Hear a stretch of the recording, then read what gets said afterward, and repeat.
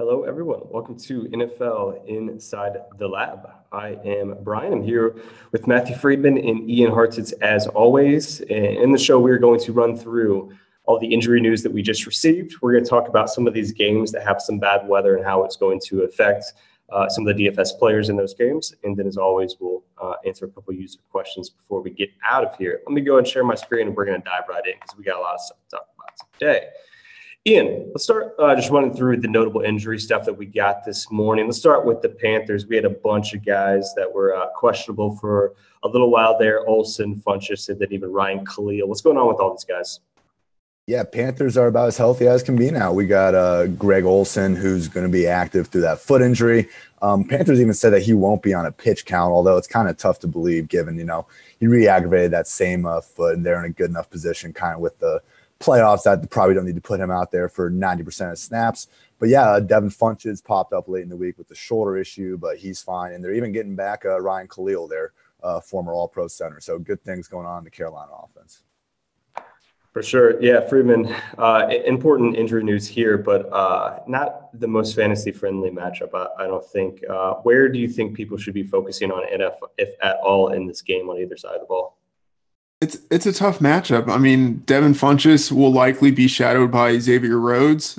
So I think that's a really negative matchup for him. And even with the return of Greg Olsen, he's likely to see some pretty significant coverage from Harrison Smith, a fantastic coverage safety. And then also the linebackers there in coverage are also pretty good.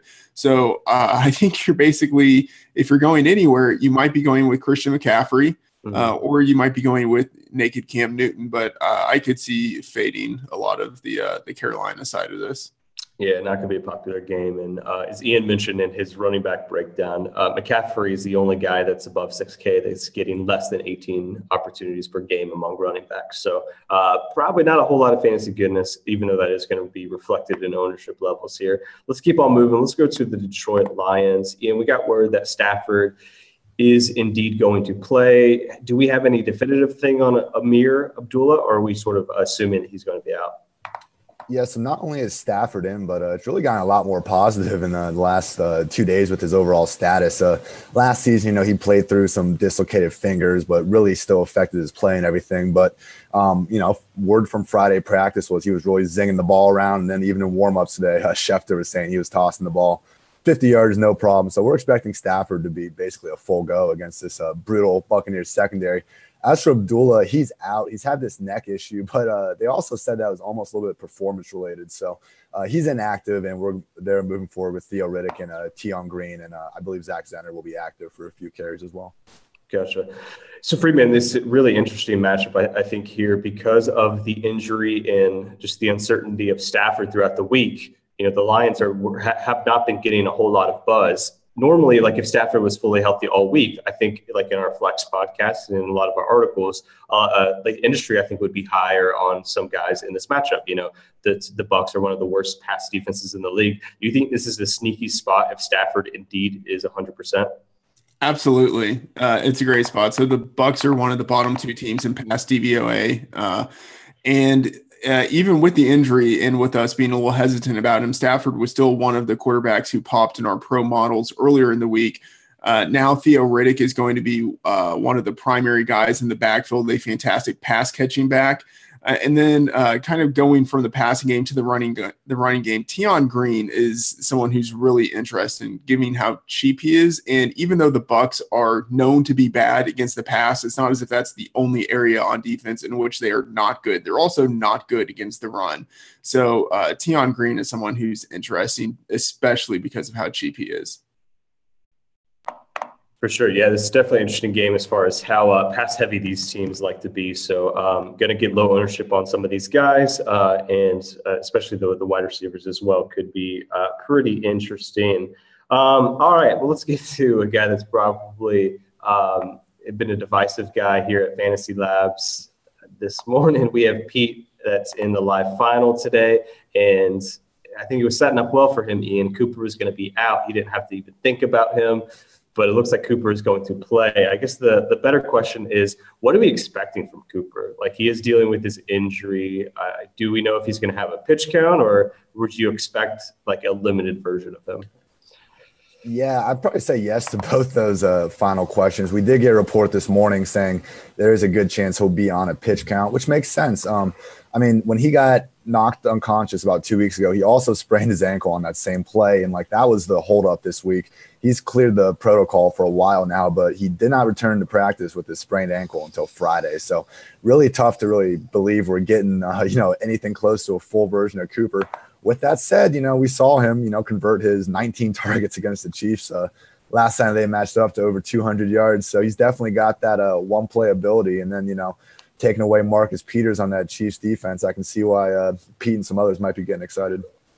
Yes, Freeman, I mean, Cooper on a pitch count limited, he's not going to be popular. We have him projected for 0 to 1% ownership. I guess the more interesting question is, if he's out there, is it going to take anything away from guys, like Crabtree and Jared Cook? Because, Crabtree was getting a lot of buzz as a really popular guy at his price point, especially as the number one wide receiver in Oakland against a not great pass defense. So what are your thoughts on Crabtree with Cooper in? I think whatever your thoughts were on Crabtree before, they're probably still the same. Cooper will get some extra targets, but those targets had to go to someone anyway. So I think Cooper's probably taking the targets you were thinking might go to like Seth Roberts or to Cook or something like that. And he will also probably command a little more of the presence from the defense, which will help Crabtree out on the other side. So I think the projection for Crabtree is largely still the same. And I think he's probably still like a top 12 guy. Like 10, 11, 12, somewhere in there. So if you're bullish on him before, I see no reason not to be now, especially with the matchup, a great matchup. Indeed it is. This game went for 61 points last time. So one of the ones that could shoot out for sure. All right, let's keep on moving here. Ian, let's go to the Philadelphia Eagles. We had Zach Ertz in the concussion protocol. We thought he was easily going to be out, but then he clears the concussion protocol. So it's been a little up in the air. What is the status of him right now? Yeah, we are not expecting Ertz to play. He doesn't have full clearance from the protocol, so he won't be out there. We saw last week, when he went down, Burton racked up about 7 targets, and earlier this season when he missed the game, even going back to last year, Trey Burton's really stepped up in that tight end role when Ertz has been out. So we'll see a little bit of Brent Selleck as well, but it's a tough matchup for the tight ends here with LaMarcus Joyner and everyone in the middle. But yeah, we'll have Burton working as their tight end one. Yeah, so Burton, if Burton is playing, Freeman, he was the chalk last time at his low price point. He's still really cheap at under $3K. We've seen that he's gotten the targets. Obviously, the matchup is the issue. So what are your thoughts on Burton in this matchup, Freeman, and how would you compare him to like other cheap tight ends we have this week, like Steven Anderson, for example? Yeah, I mean, Burton, as Ian mentioned, a good athlete and someone who we've seen be productive in the same spot before, but just going against the Rams, it is going to be tough. They have a very nice pair of safeties there and some good coverage linebackers. So it's not a great spot for him. I believe that right now the Rams are number 2 in pass DVOA against tight ends. So it is a really tough spot. And I think earlier in the week, people weren't taking into account how tough the matchup actually was. They were just excited to get a guy at really, like a cheap bargain. But I don't think it's a great spot for him. I would rather go with Anderson. But at this point, I think the market has shifted and Anderson is now probably more of the chalk as opposed to Burton. It's probably true. Yeah. It definitely seems like a 2 tight end week if you want to go Kelsey as well. And then one of these 2 guys. Yeah. I think we're a little bit all higher on Anderson collectively here at Lab. So we'll see how ownership ends up this week. All right, let's hit on I think we have 2 more situations that we just need to briefly touch on here. Ian, Levitan was tweeting about this all morning. Like there's just been so many weird reports on Sterling Shepard. What's going on here? He's active. I think someone messed up in the NFL.com report, but he's active. He'll be out there. And reports from Jordan Rannon, one of their main beat writers were saying that Shepard wasn't even feeling his hamstring on Thursday and Friday. So we're expecting him to be pretty close to 100%. I mean, I think the confusion this morning wasn't really based on reality. Shepard hasn't been this game time decision. So he's going out there, and he's going out there with a salary that is far below what we've seen in recent weeks. So we'll see if he can get the job done against Cowboys defense, missing Orlando Scandrick, their starting slot corner. Yeah, Freeman, any thoughts here? It was just more interesting that the erroneous reporting was happening this morning, but I don't think it's really changed from what we had talked about earlier in the week with this game. Yeah, I think what actually matters most is that Sean Lee is back for the Cowboys for the first time in about 4 or 5 weeks. So that is significant. The splits with and without Sean Lee are significant, both in terms of like the numbers that you see and in terms, I think, of the predictiveness that we can have moving forward. So with Sean Lee in there, he's the quarterback of that defense. They are much improved on that side of the ball. So as Ian mentioned, no Orlando Scandrick. So that is something in Shepard's favor, but just holistically, that defense will be much better with Sean Lee on the field. So I think that in a way is something to take into account when you're thinking of the matchup that Shepard and then also Evan Ingram will have going against the Cowboys. Definitely. All right. So let's hit on one more injury concern, and it also is going to tie in. I think there's 2 games that we need to talk about the weather. So this one has our last injury thing that we need to hit on, and it also is an awful weather game. In Buffalo, we have Tyrod Taylor. Ian, I'll let you talk about him and this offense without him. But also, let's talk about the weather here. I mean, this game is supposed to be freezing cold, below freezing temperatures. It's supposed to be windy, like 20-mile-per-hour winds with gusts up to 30 miles an hour, and just heavy snowfall. So, Ian, that obviously probably hurts anyone in this game. But I guess the question is, what are your thoughts on like LaShawn McCoy without Tyrod and in this like weather situation? Yeah, it's really an interesting spot for Shady with Tyrod out, Nathan Peterman back under center. And in Shady's career, I mean, going back to Philly as well, he's been less efficient without that rushing threat under center. But at the same time, he's going up against this Colts defense that while they've been okay against the run, they're still giving up more points than anyone. And, Shady's been balling out at home as well ever since he's been in Buffalo. So are those home splits because Shady's really good at home or because Tyrod's really good at home? I guess we'll find out today. But you said, you mentioned the weather is obviously not ideal for the passing attacks, but it wasn't too long ago we saw Shady romping through the snow for 200 plus and a few touchdowns. So, when he's getting that workload, I wouldn't worry about the snow and stuff as much, I guess, for Shady because his workload's so big. But, I mean, it definitely kind of lowers the overall scoring potential. Yeah, for sure. The over-under on this one's already not super high, probably going to come down maybe just a little bit more here. Yeah, Freeman, thoughts on Shady? And then I guess, is there anyone other than, are you bumping up the defenses of these 2 teams with the weather reports this morning? That's interesting. I don't think the defenses I mean, I don't know. I like McCoy in the snow. And that's I feel like more than just like a narrative, but just like this spot, I'm interested in McCoy. But the defense is not super interested in them because I think it'll be a sort of just like back and forth slugfest where there's not a lot of scoring, but there's also maybe not a lot of sacks, not a lot of interceptions, no defensive touchdowns. And so not a situation where one defense can clearly tee off on the opposing offense. So yeah, Nathan Peterman is not going to be asked to throw many times in this game, right? His first start 5 interceptions, and now he's playing in 30-mile-per-hour winds with heavy snow. He's going to throw 5 times, right? Yeah, I mean, I don't know how much they're going to want him to throw the ball. So it looks like a great spot in which team going up against a rookie who's just absolutely horrible. It seems like a great spot, but I don't know. As you mentioned, I don't think they're going to be asking him to throw the ball all that much. I think it'll just be a ball control type of game, field position type of game where there aren't a lot of turnovers. Yeah, if there was ever a game for Shady to get 30 plus carries, this is it, right? Right. This is the game. Yeah. So very interesting there for sure. All right, let's hit on one more game that is looking to have some bad weather. This one's in Cincinnati. Here, it looks like we're going to have some pretty cold temperatures in the 30s, so could be below freezing or right around there. We could have gusts up to 20 miles per hour, even though it looks like it's not that huge of a deal. But, it's going to be cold, maybe a little bit of windy here. Does that change anything for you guys? I mean, Gio was already the chalk. If they have to go slightly more run heavy or like short passes, it seems like he's like impossible to fade now. Ian, what are your thoughts?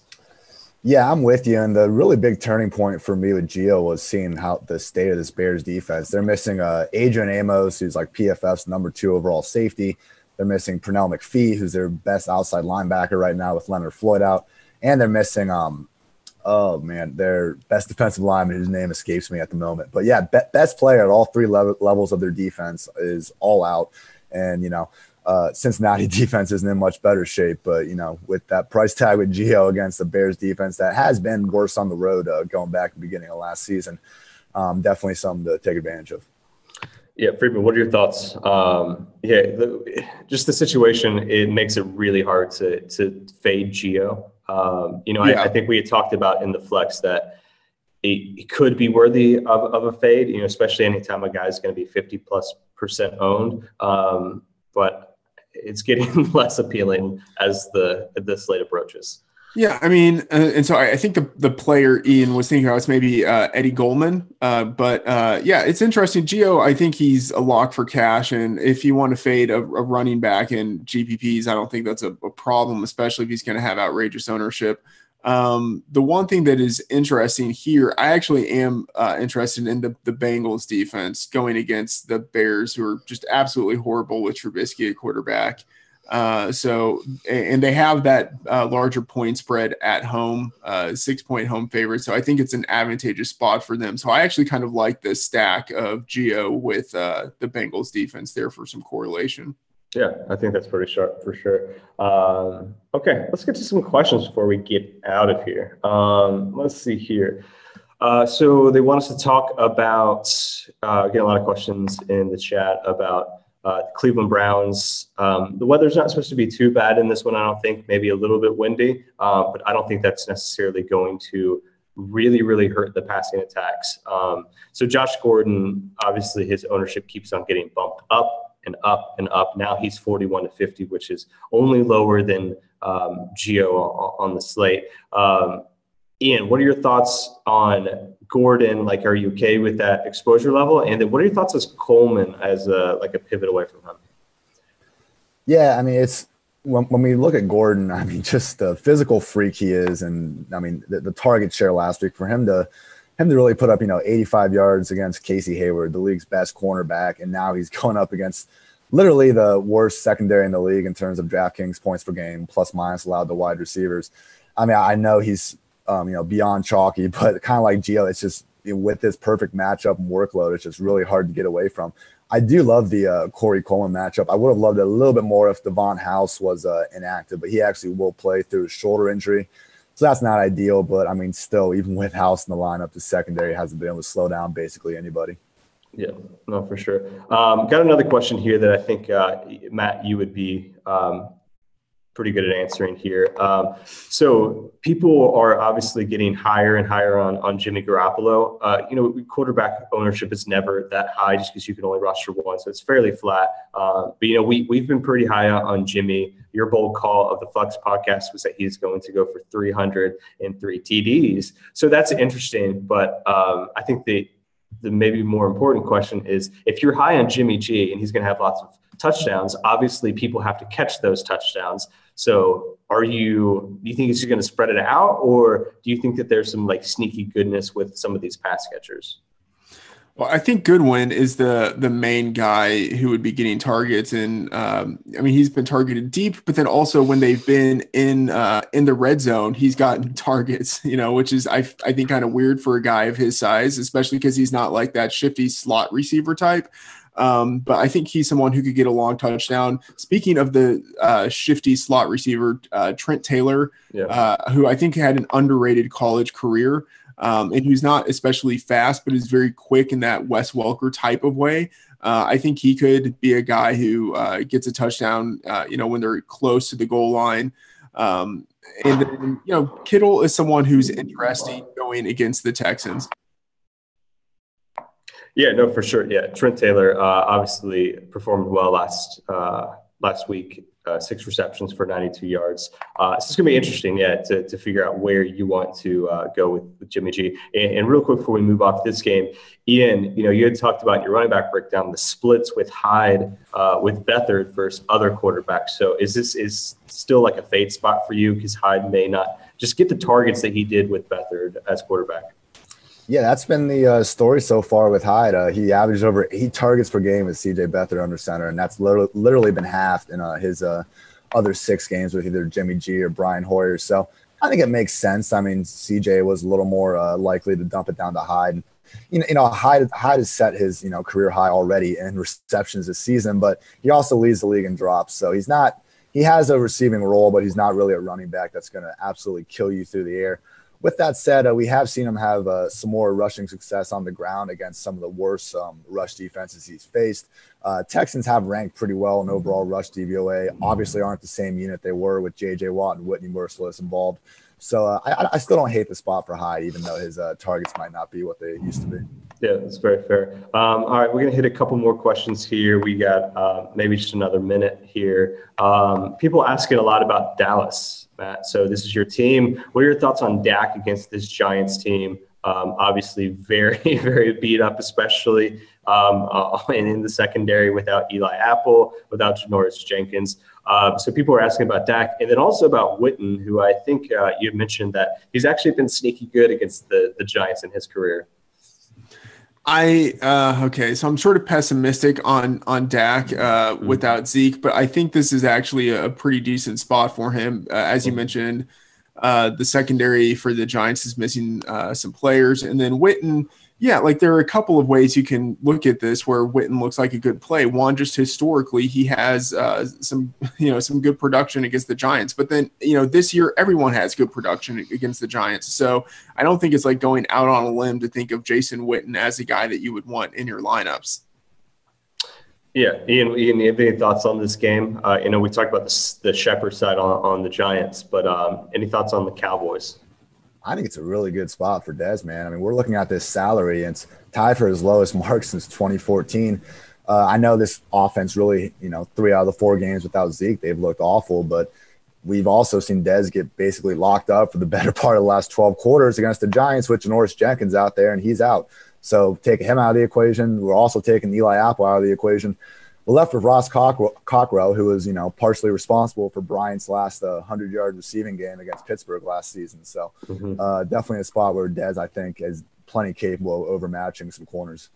One quick thing just to follow up on that. So Dez is the cheapest he's been. He's also going to have low ownership. And those two things tend to correlate, like salary and ownership. And like they maybe shouldn't correlate as much as they do. So as Ian mentioned, like it is a nice spot for Dez. Yeah, that price. All right, last question before we get out of here. Well, I'll just let you guys both give your thoughts here. The Chargers' offense has been one of the most explosive in the league, especially lately. We've seen Keenan Allen put together one of the most impressive 3 weeks that we've seen from a wide receiver. Matt, I'll start with you, and then Ian can finish us off. The question is how to be contrarian with this team. Is it Hunter Henry? Do you think he'll be a little bit contrarian because some of the cheaper guys like Steven Anderson are going to be chalky, or do you want maybe some of these outside receivers, even in a tough matchup? Maybe it's Melvin Gordon. People want some access to this offense, but obviously like the Keenan, he's going to be chalky.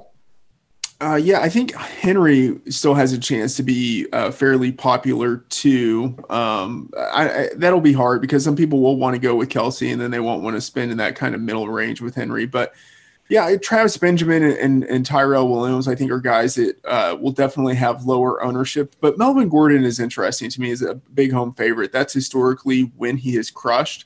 And the Redskins are just in disarray on the defensive side of the ball right now. They're just, they continue to get a lot of injuries. So I think it could be a decent spot for him there. Not an efficient runner, but he gets the volume and he gets the goal line touches. So he might be someone. Yeah, he's so interesting, right, Ian? Like we're talking about, like we love Shady, like especially in the snow. Like he get 30+ touches. Like people are really high, like on Todd Gurley. For better or for worse, I think he's going to have really, really high ownership. So Melvin's sitting here, maybe a single-digit ownership. What are your thoughts on his him in his matchup this week? Yeah, I mean, I think it's okay to not think that highly of Melvin Gordon as a running back and still like him a lot as a play this week. Touching on the outside receivers real quick, I'm not as high on them as I normally would be because Mike Williams is back. And when he's there, they're all just kind of rotating and splitting snaps. So it's hard to say if anyone there will really have the usual targets they might otherwise have. But yeah, man, Melvin Gordon against this Redskins front seven, I think Friedman mentioned, has been banged up. I believe since they've lost Jonathan Allen, their first round defensive tackle, they've been averaging an additional 50 rushing yards per game. So definitely a major loss for them there. And like Friedman said, man, home favorite with Melvin. And if we're getting even, a little bit reduced ownership with some other spots on the slate, definitely a spot I want to look at. I like it. All right. I think we're going to end it there. Friedman, did the Browns win this week? Of course. Yeah, I think this might be the spot. I think it might be the spot. We'll see. Obviously, they're always never favored to win. The Browns just fired a guy whose last name was Brown. Like, you can't do that. Like, that's the guy you should ride forever. That's true. Yeah. If they're going to win a game at home against this bad Packers team, with Brett Hundley under center, like this might be the spot. Josh Gordon, maybe could break a couple long ones. We'll see. I'm interested in this game, even though probably the majority of the NFL is not. So, all right, we're going to end it there. Good luck this week in GPPs. Hope to see you guys at the top of the leaderboards, and we will talk to you next week for week 15.